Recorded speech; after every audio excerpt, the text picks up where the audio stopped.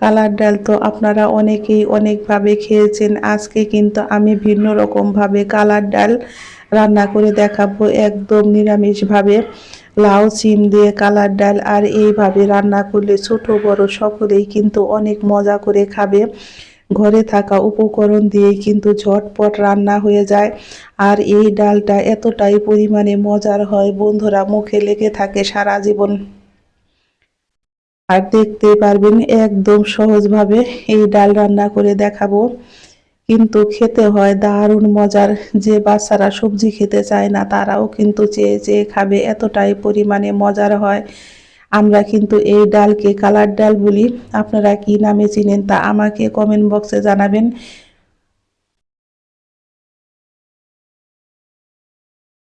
এখানে নিয়েছি আমি 1 বাটি পরিমাণে কালার ডাল, লাউ, সিম, আদা, কাঁচা লঙ্কা। আমি কিন্তু এই ডালটাকে কাঠখোলায় বেশ ভালো করে একটু ভেজে নিব।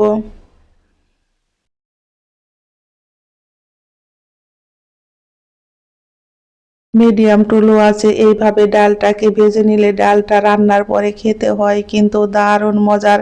যারা কখনো এইভাবে লাউ সিম দিয়ে ডাল রান্না করে খাননি অবশ্যই একবার হলো খেয়ে দেখবেন, এর স্বাদ মুখে লেগে থাকবে, এতটাই পরিমাণে মজার হয়। ডালটাকে ভেজে আমি নামিয়ে নিয়েছি, আর ডালটাকে বেশ ভালো করে 2-3 বার জল পাল্টে পাল্টে ধুয়ে আমি প্রেসার কুকারে কিন্তু 2টা সিটি দিয়ে নামিয়ে নিয়েছি।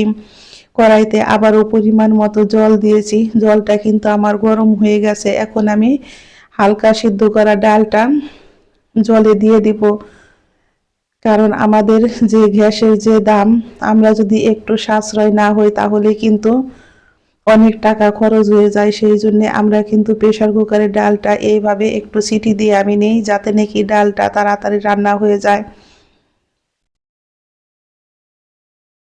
আমি ডালটা দিয়ে দিয়েছি, এখন দিয়ে দিব আমি কেটে রাখা সবজিগুলো।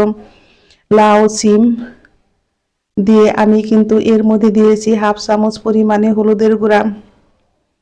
আমি এখন এর মধ্যে দিয়ে দিব বেশ কিছুটা পরিমাণে কাঁচা লঙ্কা চেরা। ঝালটা আপনারা আপনাদের পছন্দ অনুযায়ী খাবেন।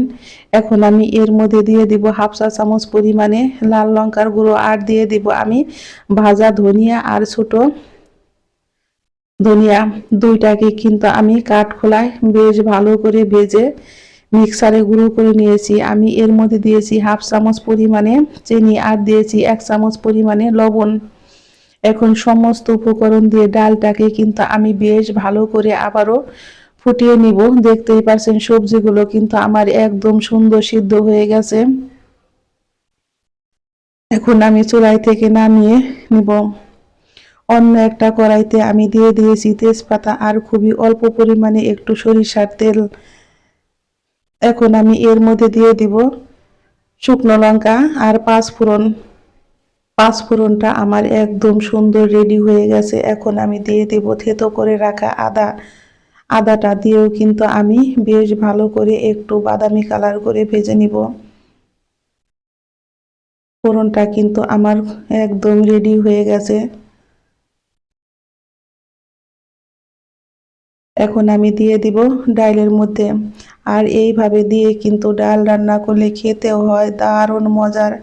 একবার হলো এইভাবে ডাল রান্না করে খেয়ে দেখবেন। এখন আমি এর মধ্যে দিয়ে দিব ভাজা জিরার গুঁড়ো।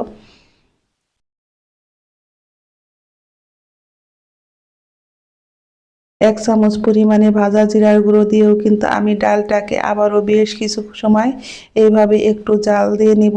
ঝটপট তৈরি হয়ে গেছে আমার লাউ সিম দিয়ে ডাল রান্না। লাউ সিম কিন্তু আমার সিদ্ধ হয়েছে, আর লবণটাও কিন্তু একদম ঠিক আছে। আমি এখন চুলাটা বন্ধ করে দিয়েছি, আর দেখতেই পারছেন ডালটা আমি কেমন ঘন রেখেছি। এই ডালটা কিন্তু পাতলা থাকলে ভালো লাগে না, আর এইরকম যদি ঘন থাকে তাহলে ডালটা খেতে হয় কিন্তু দারুণ মজার। নামানোর আগে আমি এখন দিয়ে দিব 1 চামচ পরিমাণে ঘি। হ্যালো বন্ধুরা, সুলতা কুকিং রেসিপির পক্ষ থেকে সকলকে জানাই স্বাগত। ডাল রান্নার রেসিপি একটু যদি ভালো লেগে থাকে অবশ্যই বন্ধুরা একটা লাইক করবেন, কমেন্ট করবেন, এবং যারা আমার নতুন বন্ধু আছেন তারা আমাকে একটা সাবস্ক্রাইব করতে ভুলবেন না। আমার নতুন এবং পুরাতন সকল বন্ধুদের জানাই আমি অসংখ্য ধন্যবাদ। হ্যাপি নিউ ইয়ার বন্ধুরা, সকলেই ভালো থাকবেন, সুস্থ থাকবেন। আমি আবারও ফিরবো নতুন নতুন কোনো রেসিপি নিয়ে। সকলকে জানাই অসংখ্য ধন্যবাদ।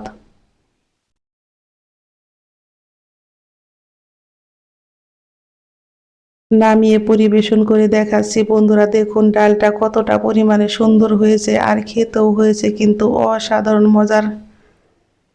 ঝটপট তৈরি হয়ে গেল আমার শিম লাউ দিয়ে কালার ডাল।